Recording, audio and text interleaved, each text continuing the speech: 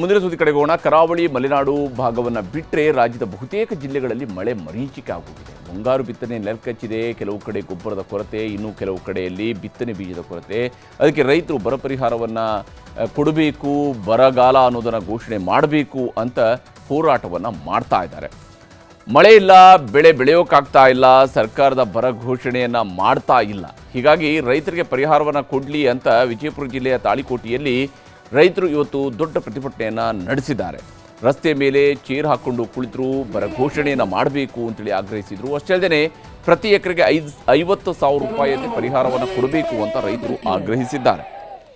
ಇನ್ನು ಗದಗ ಜಿಲ್ಲೆಯನ್ನು ಬರಪೀಡಿತ ಜಿಲ್ಲೆ ಎಂದು ಘೋಷಣೆ ಮಾಡಬೇಕು ಅಂಥೇಳಿ ಕಿತ್ತೂರು ರಾಣಿ ಚೆನ್ನಮ್ಮ ಸರ್ಕಲ್ನಿಂದ DC ಕಚೇರಿಯವರೆಗೆ ರೈತ ಸಂಘಟನೆಗಳವರು ಇವತ್ತು ಪಾದಯಾತ್ರೆಯನ್ನು ನಡೆಸಿದ್ದಾರೆ. ಅದಾದ ಮೇಲೆ ಜಿಲ್ಲಾಧಿಕಾರಿಯವರ ಕಚೇರಿಗೆ ಮುತ್ತಿಗೆ ಹಾಕೋದಕ್ಕೆ ಬಂದರು.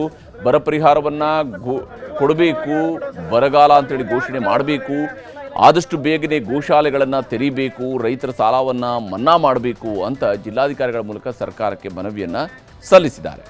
ಇನ್ನು ಚಾಮರಾಜನಗರದಲ್ಲೂ ಕೂಡ ಇದೇ ರೀತಿಯಾದಂಥ ಪ್ರತಿಭಟನೆಗಳು ನಡೀತಾ ಇದ್ದಾವೆ. ಇವತ್ತು ಗುಂಡ್ಲುಪೇಟೆಯಿಂದ ಚಾಮರಾಜನಗರಕ್ಕೆ 35 ಕಿಲೋಮೀಟರ್ ಪಾದಯಾತ್ರೆಯನ್ನು ರೈತರು ನಡೆಸಿದ್ದಾರೆ.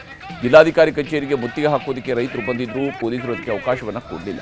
ಕೊನೆಗೆ ಎಕರೆಗೆ 50,000 ರೂಪಾಯಿಯ ಬರ ಪರಿಹಾರವನ್ನು ಕೊಡಬೇಕು, ಜಾನುವಾರುಗಳಿಗೆ ಮೇವು ಒದಗಿಸಬೇಕು, ಕೆರೆಕಟ್ಟೆಗಳಿಗೆ ನೀರು ತುಂಬಿಸಬೇಕು ಅಂತ ರೈತರು ಮನವಿಯನ್ನು ಸಲ್ಲಿಸಿದ್ದಾರೆ. ಒಂದು ಕಡೆ ಬರ ಘೋಷಣೆ ಆಗಬೇಕು ಅಂತ ಹೇಳಿ ರೈತರು ಬೀದಿಗಿಳಿದಿದ್ರೆ, ಇನ್ನೊಂದು ಕಡೆ ಬರ ಅಧ್ಯಯನಕ್ಕೆ ಮಂತ್ರಿಗಳು ಫೀಲ್ಡ್ಗಿಳಿದಿದ್ದಾರೆ. ಕಳೆದ 6 ದಿನಗಳಿಂದ ಜಿಲ್ಲಾ ಉಸ್ತುವಾರಿ ಸಚಿವರುಗಳು ಅವರವರ ಜಿಲ್ಲೆಗಳ ಸಮಸ್ಯೆಗಳನ್ನು ಪಟ್ಟಿ ಮಾಡಿಕೊಳ್ತಾ ಇದ್ದಾರೆ. ರಾಮನಗರ ಜಿಲ್ಲೆಯ ಚನ್ನಪಟ್ಟಣ ಸುತ್ತಮುತ್ತ ಸಚಿವ SC ಬಾಲಕೃಷ್ಣ, ಶಾಸಕ CP ಯೋಗೇಶ್ವರ್ ರೈತರ ಜಮೀನುಗಳಿಗೆ ಭೇಟಿ ಕೊಟ್ಟಿದ್ದಾರೆ. ಒಣಗಿ ಹೋಗಿರುವಂತಹ ಜೋಳ, ಅಲಸಂದೆ ಬೆಳೆಯನ್ನು ಕಣ್ಣಾರೆ ನೋಡಿದರು. ಬೆಳೆ ವಿಮೆ ಮಾಡಿಸಿದ್ರು ಕೂಡ ಹಣ ಕೊಡ್ತಿಲ್ಲ ಅಂತ ದೂರು ಕೊಟ್ಟರು. ಚನ್ನಪಟ್ಟಣವನ್ನು ಮುಗಿಸಿ CM ತವರು ಕ್ಷೇತ್ರ ಕನಕಪುರದ ಶಿವನಹಳ್ಳಿಯಲ್ಲೂ ಕೂಡ ಸಚಿವ ಬಾಲಕೃಷ್ಣ ಬರ ಅಧ್ಯಯನಕ್ಕೆ ಬಂದರು. ಮೇವಿನ ಕೊರತೆ ಇದೆ ಅಂತ ರೈತರು ಅಲ್ಲೂ ಕೂಡ ದೂರು ಕೊಟ್ಟಿದ್ದಾರೆ. ಇನ್ನು ತುಮಕೂರಿನ ಶಿರಾ ಕ್ಷೇತ್ರದಲ್ಲಿ ಉಪಮುಖ್ಯಮಂತ್ರಿ ಡಾಕ್ಟರ್ G. ಪರಮೇಶ್ವರ್ ರೈತರ ಜಮೀನುಗಳಿಗೆ ಭೇಟಿ ಕೊಟ್ಟು ಪರಿಶೀಲನೆಯನ್ನು ನಡೆಸಿದ್ದಾರೆ. ಮಳೆ ಇಲ್ಲದೆ ಒಣಗಿ ಹೋಗಿರುವಂತಹ ಕಡಲೆಕಾಯಿ ಬೆಳೆಯನ್ನು ಕಣ್ಣಾರೆ ಕಂಡಿದ್ದಾರೆ. ಅಡಿಕೆ, ತೆಂಗು ಬೆಳೆಗೂ ಕೂಡ ನೀರಿಲ್ಲ ಸರ್, 1200 ಅಡಿ ಬೋರ್ವೆಲ್ ಕೊರೆಸಿದ್ರೂ ಕೂಡ ನೀರು ಬರ್ತಾ ಇಲ್ಲ ಅಂತ ರೈತರು ತಮ್ಮ ಗೋಳನ್ನು ತೋಡ್ಕೊಂಡಿದ್ದಾರೆ. ಹಾಗೆಯೇ ಕಲಬುರಗಿ ತಾಲೂಕಿನ ಅವರಾದ್ ಗ್ರಾಮದಲ್ಲಿ ಗೃಹ ಸಚಿವ ಪ್ರಿಯಾಂಕ್ ಖರ್ಗೆ ಅವರು ಬೆಳೆ ಹಾನಿಯಾಗಿರುವಂತಹ ಪ್ರದೇಶಗಳಿಗೆ ಭೇಟಿ ಕೊಟ್ಟಿದ್ದಾರೆ. ಮಳೆ ಇಲ್ಲದೆ ತೊಗರಿ, ಉದ್ದಿನ ಬೆಳೆ ಫಸಲು ಒಣಗಿ ಹೋಗಿರೋದನ್ನು ರೈತರು ಅವರಿಗೆ ತೋರಿಸಿದ್ದಾರೆ. ಅಧಿಕಾರಿಗಳಿಂದಲೂ ಕೂಡ ಎಷ್ಟೆಷ್ಟು ನಷ್ಟ ಆಗಿದೆ ಅನ್ನೋದ್ರ ಬಗ್ಗೆ ಪ್ರಿಯಾಂಕ್ ಖರ್ಗೆ ಅವರು ಅಂಕಿಅಂಶಗಳನ್ನು ಸಂಗ್ರಹಿಸಿದ್ದಾರೆ. ಹೀಗೆ ರೈತರಿಂದ ಹೋರಾಟಗಳು ಆಗ್ತಾ ಇದ್ದಾವೆ. ಸಚಿವರುಗಳು ಬರ ಪರಿಶೀಲನೆಯನ್ನು ನಡೆಸ್ತಾ ಇದ್ದಾರೆ. ಇದರ ಮಧ್ಯೆ ನಾಳೆ ಮುಖ್ಯಮಂತ್ರಿ DK ಶಿವಕುಮಾರ್ ಅವರು ಅತಿವೃಷ್ಟಿ ಅನಾವೃಷ್ಟಿಯ ಬಗ್ಗೆ ವರದಿ ಪಡೆಯೋದಕ್ಕೆ ಸಭೆಯೊಂದನ್ನು ಕರೆದಿದ್ದಾರೆ. ನಾಳೆ ಬೆಳಗ್ಗೆ 11 ಗಂಟೆಗೆ ವಿಧಾನಸೌಧದಲ್ಲಿ ಮುಖ್ಯಮಂತ್ರಿ DK ಶಿವಕುಮಾರ್ ಅವರ ನೇತೃತ್ವದಲ್ಲಿ ಸಭೆ ನಡೆಯಲಿದೆ. ರಾಜ್ಯದ ಎಲ್ಲ ಜಿಲ್ಲೆಗಳ ಜಿಲ್ಲಾಧಿಕಾರಿಗಳು ಹಾಗೆಯೇ ಜಿಲ್ಲಾ ಪಂಚಾಯತ್ಗಳ CEOಗಳು, ತಾಲೂಕು ಹೋಬಳಿ ಮಟ್ಟದ ಅಧಿಕಾರಿಗಳ ಜೊತೆಗೆ ಮೀಟಿಂಗನ್ನು ನಡೆಸ್ತಾರೆ. ರಾಜ್ಯದಲ್ಲಿ ಬರ ಪರಿಸ್ಥಿತಿ ಯಾವ ಮಟ್ಟಿಗಿದೆ, ನೀರಿನ ಸಮಸ್ಯೆ ನಿವಾರಿಸೋದಕ್ಕೆ ಕೈಗೊಂಡಿರುವಂತಹ ಕ್ರಮಗಳು ಏನೇನು, ಬಿತ್ತನೆ ಬೀಜ ಪೂರೈಕೆ, ಗೊಬ್ಬರ ಸಮಸ್ಯೆ, ಜಾನುವಾರುಗಳಿಗೆ ಮೇವು ಪೂರೈಕೆಯ ಬಗ್ಗೆ ವರದಿಯನ್ನು ಸಂಗ್ರಹಿಸಲಿದ್ದಾರೆ. ಕೆಲವು ಜಿಲ್ಲೆಗಳಲ್ಲಿ ಕುಡಿಯೋ ನೀರಿನ ಸಮಸ್ಯೆಯನ್ನು ಸಮರ್ಪಕವಾಗಿ ನಿರ್ವಹಣೆ ಮಾಡದ ಆರೋಪಗಳು ಕೂಡ ಈಗಾಗಲೇ ಕೇಳಿ ಬರ್ತಾ ಇದ್ದಾವೆ. ಈ ಬಗ್ಗೆಯೂ ಕೂಡ ನಾಳೆ ನಡೆಯುವಂತಹ ವರ್ಚುವಲ್ ಸಭೆಯಲ್ಲಿ CM ಅವರು ಮಾಹಿತಿಯನ್ನು ಪಡ್ಕೊಂಡು ನಿರ್ದೇಶನವನ್ನು ನೀಡುವಂತಹ ಸಾಧ್ಯತೆಗಳು ಇದ್ದಾವೆ.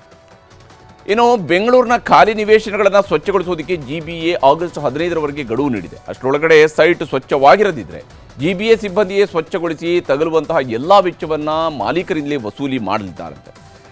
ಆಗಸ್ಟ್ 16ರಿಂದಲೇ ಈ ದಂಡ ಪ್ರಯೋಗ ನಡೆಯಲಿದೆ. 20-30 ಸೈಟ್ ಇಲ್ಲಿ ಕಾಂಪೌಂಡ್ ಇಲ್ಲದೇ ಇದ್ದರೆ 25,900 ರೂಪಾಯಿವರೆಗೆ ದಂಡವನ್ನು ಹಾಕಲಾಗುತ್ತೆ. ಒಂದು ವೇಳೆ ಕಾಂಪೌಂಡ್ ಇದ್ದರೆ 26,900 ರೂಪಾಯಿ ದಂಡವನ್ನು ಹಾಕಲಾಗುತ್ತೆ. ಇನ್ನು 30-40 ಸೈಟ್ ವಿಚಾರಕ್ಕೆ ಬಂದರೆ ಕಾಂಪೌಂಡ್ ಇಲ್ಲದಿದ್ದರೆ 51,800 ರೂಪಾಯಿವರೆಗಿನ ದಂಡ ಮತ್ತು ಕಾಂಪೌಂಡ್ ಇದ್ದರೆ 52,800 ರೂಪಾಯಿಯ ದಂಡವನ್ನು ಹಾಕೋದಕ್ಕೆ GBA ಮುಂದಾಗಿದೆ. 30-50 ಸೈಟು ಅಂದರೆ ದೊಡ್ಡ ಸೈಟ್ಗಳು ಇರುವಂಥವ್ರಿಗೆ ಅವರು ಕಾಂಪೌಂಡ್ ಇಲ್ಲದಿದ್ದರೆ 64,750 ರೂಪಾಯಿ ದಂಡ, ಕಾಂಪೌಂಡ್ ಇದ್ದರೆ 65,750 ರೂಪಾಯಿ ದಂಡವನ್ನು ಕಟ್ಟಬೇಕಾಗುತ್ತೆ. ಇನ್ನು 40-60 ಸೈಟು ಇದಕ್ಕೆ ಕಾಂಪೌಂಡ್ ಇಲ್ಲದಿದ್ದರೆ 1,03,600 ರೂಪಾಯಿ ದಂಡ, ಕಾಂಪೌಂಡ್ ಇದ್ದರೆ 1,04,600 ರೂಪಾಯಿ ದಂಡವನ್ನು ವಿಧಿಸೋದಕ್ಕೆ ಈಗ GBA ಮುಂದಾಗಿದೆ. 50-80 ಸೈಟ್ ಇವುಗಳಲ್ಲಿ ಕಾಂಪೌಂಡ್ ಇಲ್ಲದೇ ಇದ್ದರೆ 1,74,700 ರೂಪಾಯಿ ದಂಡ, ಕಾಂಪೌಂಡ್ ಇದ್ದಂಥವರಿಗೆ 1,75,700 ರೂಪಾಯಿ ದಂಡ ವಿಧಿಸೋದಕ್ಕೆ ಈಗ GBA ಮುಂದಾಗಿದೆ. ಇನ್ನು ರಾಜ್ಯ, ದೇಶ, ವಿದೇಶಗಳ ಮತ್ತಷ್ಟು ಪ್ರಮುಖ ಸುದ್ದಿಗಳನ್ನು ಕ್ವಿಕ್ ಆಗಿ ನೋಡ್ತಾ ಹೋಗೋಣ. ಜಾರ್ಖಂಡ್ನಲ್ಲಿ ಜೆಪಿಎಸ್ಸಿ ಜೆಎಸ್ಎಸ್ಸಿ ಪರೀಕ್ಷಾ ಅಕ್ರಮದ ವಿರುದ್ಧ ವಿದ್ಯಾರ್ಥಿಗಳ ಹೋರಾಟ ತೀವ್ರಗೊಂಡಿದೆ. ಪ್ರಕರಣವನ್ನು ಸಿಬಿಐ ತನಿಖೆಗೆ ಒತ್ತಾಯಿಸಿ ವಿದ್ಯಾರ್ಥಿಗಳು ರಾಂಚಿಯಲ್ಲಿ ಭಾರೀ ಪ್ರತಿಭಟನೆಯನ್ನು ನಡೆಸ್ತಾ ಇದ್ದಾರೆ. ಬ್ಯಾರಿಕೇಡ್ಗಳನ್ನು ಮುರಿದು ವಿಧಾನಸೌಧದ ಜೊತೆಗೆ ಸಿಎಂ ಮನೆಗೂ ಮುತ್ತಿಗೆ ಹಾಕುವುದಕ್ಕೆ ವಿದ್ಯಾರ್ಥಿಗಳು ಯತ್ನಿಸಿದರು. ಈ ವೇಳೆ ಪೊಲೀಸರು ಜಲಫಿರಂಗಿ ಪ್ರಯೋಗಿಸಿದರು. ನಂತರ ಲಾಠಿ ಪ್ರಹಾರವೂ ಕೂಡ ಮಾಡಿದ್ದಾರೆ. ಕೋಲಾರ ಜಿಲ್ಲೆ ಮಾಲೂರಿನಲ್ಲಿ ಸಾಧನೆಯ ಸಂಭ್ರಮ ಹೆಸರಿನಲ್ಲಿ ಬೃಹತ್ ಸಮಾವೇಶವನ್ನು ನಡೆಸಲಾಯಿತು. ಕಾರ್ಯಕ್ರಮಕ್ಕೆ ಸಿಎಂ ಡಿಕೆ ಶಿವಕುಮಾರ್ ಚಾಲನೆ ಕೊಟ್ಟರು. ಈ ವೇಳೆ ಮಾಲೂರು ತಾಲೂಕಿನ 3,200 ಕೋಟಿ ರೂಪಾಯಿ ವೆಚ್ಚದ ಅಭಿವೃದ್ಧಿ ಕಾಮಗಾರಿಗಳಿಗೆ ಚಾಲನೆ ನೀಡಿದರು. ಕೆವೈ ನಂಜೇಗೌಡ ಬೆಂಬಲಿಗರು ಸಿಎಂಗೆ 8 ಕೆಜಿ ತೂಕದ ಬೆಳ್ಳಿ ಪ್ರತಿಮೆಯನ್ನು ಉಡುಗೊರೆಯಾಗಿ ನೀಡಿದ್ದಾರೆ. ಬೆಂಗಳೂರಿನ ಬನಶಂಕರಿ ಭಾಗದಲ್ಲಿ ಮತ್ತೆ ಕಾಣಿಸಿಕೊಂಡಿದೆ ಚಿರತೆ. 6ನೇ ಹಂತದ ಬಿಡಿಎ ಸೈಟ್ ಬಳಿಯಲ್ಲಿ ಇಂದು ಸಂಜೆ 6:30 ಸುಮಾರಿಗೆ ಚಿರತೆ ಪ್ರತ್ಯಕ್ಷವಾಗಿತ್ತು. ಸ್ಥಳೀಯರ ಮೊಬೈಲ್ನಲ್ಲಿ ಸೆರೆಯಾಗಿದೆ. ಮಾದಕ ವಸ್ತುಗಳ ವಿರುದ್ಧ ಬೆಂಗಳೂರು ಪೊಲೀಸರ ಕಾರ್ಯಾಚರಣೆ ಚುರುಕುಗೊಂಡಿದೆ. ಮಿಷನ್ ರೈಸ್ ಮತ್ತು ಬೇಡ ಬ್ರೋ ಅಭಿಯಾನದ ಅಡಿಯಲ್ಲಿ ಕಾರ್ಯಾಚರಣೆ ನಡೆಸಲಾಗ್ತಾ ಇದ್ದು, ಕಳೆದ 10 ದಿನಗಳಲ್ಲಿ ಒಟ್ಟು 55.8 ಕೋಟಿ ರೂಪಾಯಿ ಮೌಲ್ಯದ 200 ಕೆಜಿಗೂ ಅಧಿಕ ಮಾದಕ ವಸ್ತುಗಳನ್ನು ಜಪ್ತಿ ಮಾಡಲಾಗಿದೆ. ಕಾವೇರಿ ನೀರು ವಿವಾದ ಸಂಬಂಧ ಕರ್ನಾಟಕದ ವಿರುದ್ಧ ತಮಿಳುನಾಡು ಸರ್ಕಾರ ಸಲ್ಲಿಸಿರುವ ತುರ್ತು ಅರ್ಜಿಯ ವಿಚಾರಣೆಗೆ ಸುಪ್ರೀಂ ಕೋರ್ಟ್ ಸಮ್ಮತಿಸಿದೆ. ಮುಖ್ಯ ನ್ಯಾಯಮೂರ್ತಿ ಸೂರ್ಯಕಾಂತ್ ನೇತೃತ್ವದ ಪೀಠವು ಈ ಅರ್ಜಿಯನ್ನು ಗುರುವಾರ ವಿಚಾರಣೆಗೆ ಕೈಗೆತ್ತಿಕೊಳ್ಳುವುದಾಗಿ ತಿಳಿಸಿದೆ. ಸಿಡಬ್ಲ್ಯೂಎಂಎ ಆದೇಶದಂತೆ ನಮಗೆ ದಿನಕ್ಕೆ 3,500 ಕ್ಯೂಸೆಕ್ನಂತೆ ಕಾವೇರಿ ನೀರನ್ನು ಹರಿಸುವುದಕ್ಕೆ ಕರ್ನಾಟಕಕ್ಕೆ ನಿರ್ದೇಶನ ನೀಡಬೇಕು ಎಂದು ತಮಿಳುನಾಡು ಸರ್ಕಾರ ಮನವಿ ಮಾಡಿದೆ.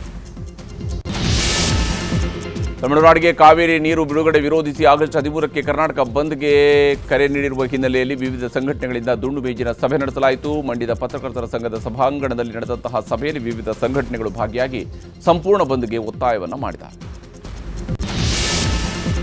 ಹಾಸನದ ಮಾವಿನಕೆರೆ ಬಳಿ ಇರುವ ಪತ್ನಿ ಚೆನ್ನಮ್ಮ ಅವರ ಸಮಾಧಿಗೆ ಮಾಜಿ ಪ್ರಧಾನಿ ಎಚ್.ಡಿ. ದೇವೇಗೌಡರು ಪೂಜೆ ಸಲ್ಲಿಸಿದ್ದಾರೆ. ಸಮಾಧಿ ಸುತ್ತಿ ಪತ್ನಿಯನ್ನು ನೆನೆದು ಭಾವುಕರಾದರು. ನಗ್ತಿದೀಯಾ ಎಂದು ಕೈ ಮುಗಿಯುತ್ತಾ ಚೆನ್ನಮ್ಮರ ಫೋಟೋಗೆ ನಮಸ್ಕರಿಸಿದರು ದೇವೇಗೌಡರು. ತಮಿಳುನಾಡಿನ ಸರ್ಕಾರಿ ಕಾರ್ಯಕ್ರಮಗಳಲ್ಲಿ ನಾಡಗೀತೆಯನ್ನು ಮೊದಲು ಹಾಡುವ ನಿರ್ಣಯವನ್ನು ಅಂಗೀಕರಿಸಲಾಗಿದೆ. ವಿಧಾನಸಭೆಯಲ್ಲಿ ಸರ್ವಾನುಮತದ ನಿರ್ಣಯಕ್ಕೆ ಅಂಗೀಕಾರ ಸಿಕ್ಕಿದೆ. ರಾಜ್ಯದ ಅಧಿಕೃತ ಕಾರ್ಯಕ್ರಮಗಳು, ಶಿಕ್ಷಣ ಸಂಸ್ಥೆಗಳು ಮತ್ತು ಸರ್ಕಾರಿ ಕಚೇರಿಗಳಲ್ಲಿ ತಮಿಳ್ ತಾಯಿ ವಾಳ್ತು ನಾಡಗೀತೆ ಕಡ್ಡಾಯವಾಗಿ ಮತ್ತು ಮೊದಲು ಮೊಳಗಲಿದೆ. ಗದ್ದಲ ಗಲಾಟೆ ಬಿಟ್ಟು ಸಂಸತ್ತಿನ ಕಲಾಪಗಳು ಸುಗಮವಾಗಿ ನಡೆಯಲು ಅನುವು ಮಾಡಿಕೊಡುವಂತೆ ವಿಪಕ್ಷ ಸಂಸದರಿಗೆ ಲೋಕಸಭಾ ಸ್ಪೀಕರ್ ಓಂ ಬಿರ್ಲಾ ಮನವಿ ಮಾಡಿದ್ದಾರೆ. ಸಂಸತ್ತು ಜನಸಾಮಾನ್ಯರ ಧ್ವನಿಯಾಗಬೇಕು, ಸದನದ ಗೌರವ ಕಾಪಾಡುವುದು ಎಲ್ಲ ಸದಸ್ಯರ ಜವಾಬ್ದಾರಿಯಾಗಿದೆ ಅಂತ ಓಂ ಬಿರ್ಲಾ ಮನವಿ ಮಾಡಿದ್ದಾರೆ.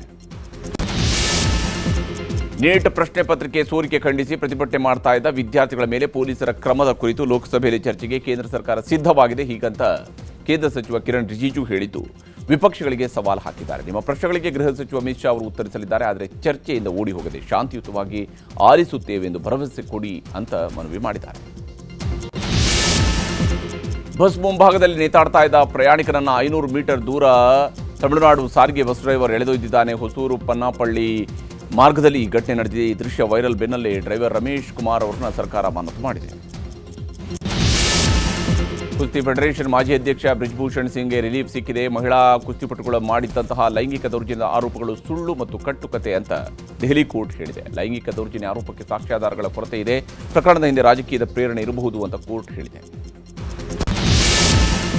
ಮಧ್ಯಪ್ರದೇಶದ ರಾಜ್ಗಢ ಜಿಲ್ಲೆಯ ಪಡಾನಾ ಬಳಿಯಲ್ಲಿ ಮಳೆಯಿಂದ ಭೀಕರ ದುರಂತವೊಂದು ಸಂಭವಿಸಿದೆ. ರಭಸವಾಗಿ ಹರಿತಾ ಇದ್ದ ಹಳ್ಳದ ನೀರಿನಲ್ಲಿ ಓಮ್ನಿ ವ್ಯಾನ್ ಕೊಚ್ಚಿ ಹೋದ ಪರಿಣಾಮ ಮಕ್ಕಳು ಸೇರಿದಂತೆ 8 ಜನರು ಜಲಸಮಾಧಿಯಾಗಿದ್ದಾರೆ.